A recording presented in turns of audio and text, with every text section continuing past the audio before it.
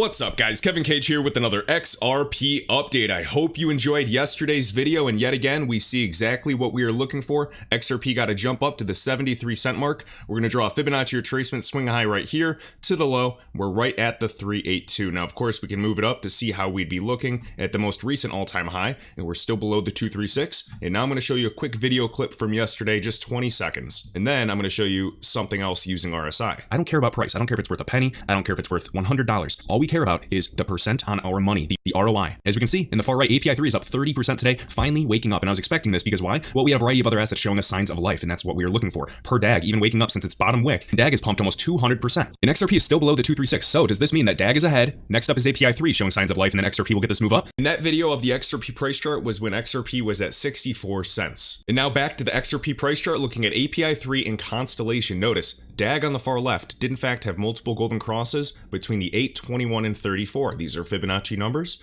Next up, API3 wakes up and touches all three EMAs. Beautiful. And last but not least, XRP is right behind, so we can use these to gauge. So something I do that's very different is I actually look at some micro cap alts and smaller caps to let me know that this market is waking up before looking at the typical assets. And it's not just these two. There's dozens. So XRP now, just as they've cut through the EMAs, golden crosses, and this has touched the EMAs, well, now XRP looks like it is in a route and coming up to these levels. So, at least in the days ahead, this is the daily chart. We're going to be waiting and watching, just like yesterday's video. I hope you did catch that where I went over the XRP price chart. All looks good. Let's double click and turn the RSI on, and I'll show you what else I see. So DAG right here, RSI is about to pierce. This is do or die territory. I would love nothing more for us to full send, and I want this volume to increase. API3, it's climbing steadily, so let's see it topped out around 50, and let's look at the RSI for XRP. If it's specifically a little bit behind API3, we're at about 44.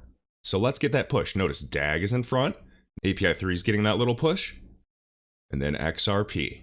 Next up, a super quick public service announcement, guys. There are scammers in the YouTube comments pretending to be me and providing their WhatsApp phone number or Telegram phone numbers. Do not click any of those links. Do not contact them, and I will never contact you trying to give you trading advice or trying to get you to click any types of links. Please be safe. Next up, we also have some interesting news. Israel and Palestine are exploring digital currencies. Palestine wants to explore crypto to reduce its dependence on the shekel, and Israel is currently trialing Ethereum tech for its own GovCoin. And speaking of XRP, we have right here on the daily hodl, crypto whales abruptly move $175 million in Ethereum and XRP. As you can see, over 125 million XRP were sent, roughly a value of almost $85 million.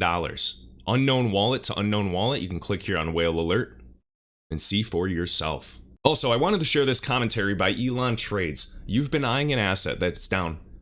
You've been eyeing an asset that is down 50% from all-time high. You determine it could go down a total of 70%, maybe even 80% max from its all-time high price, but you see it doing a 10x or 20x in the next year. What do? I know what I do. What do you do? Me personally, I make sure I have exposure in an asset that has the potential to do a 10 to 20x. That's rule number one of Fight Club. And if you're really nervous or you want to play it really safe, you can keep 50% or 25% in fiat as side cash as a simple insurance policy so you can sleep well at night.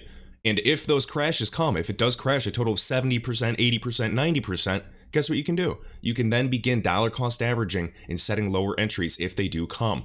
However, nothing's guaranteed that they come, but if those prices are hit, your alerts are set, and you even have some limit buy orders set, you are going to be getting the best DCA entries in the world. And of course, those that are patient, they don't need to trade every day to be successful. You can make a few profitable trades a year and be good to go.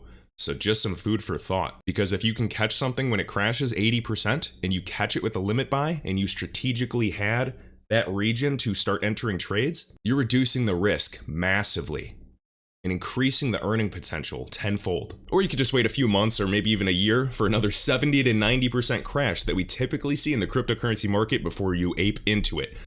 There's no single right way in this market. There's just your way. Anybody that says their way is the best has an agenda. XRP Crypto Wolf showing XRP whale transaction counts of greater than $1 million US.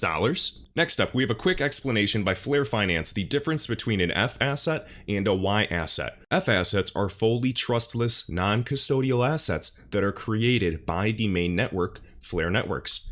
Y assets are semi-trustless, custodial assets that are wrapped from one network to another using flare wrap. Easy enough. And last but not least, we're going to finish up with some wise words from Mr. Whale. If you're worried or uncertain about the outlook of your investment, that means you don't fully understand it and need to do your homework on it. And you don't have to be overzealous about it. You can still keep a calm and composed outlook and understand the risk to reward. But if you're invested in anything, and you're legitimately concerned and worried, you're either overinvested or maybe you shouldn't be investing in that particular asset or investment vehicle. So all in all, we are watching the XRP price chart on the daily. We're going to shave off an hour, go to the 23, see how it came up to the 34 EMA rather than just the daily right here. And we're going to keep going down. So we'll go 23.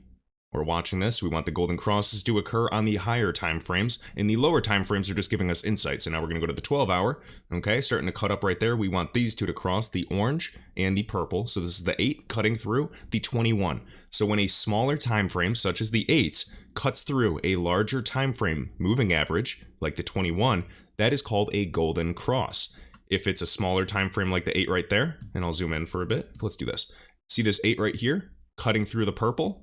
That is called a death cross, and sometimes it's bearish. Now, I know every technical analyst says it's bearish. It's a bearish indicator, but it doesn't always play out. So now we're on the 12 hour. Let's go down to the 8 hour and just observe these moving averages, how they're moving.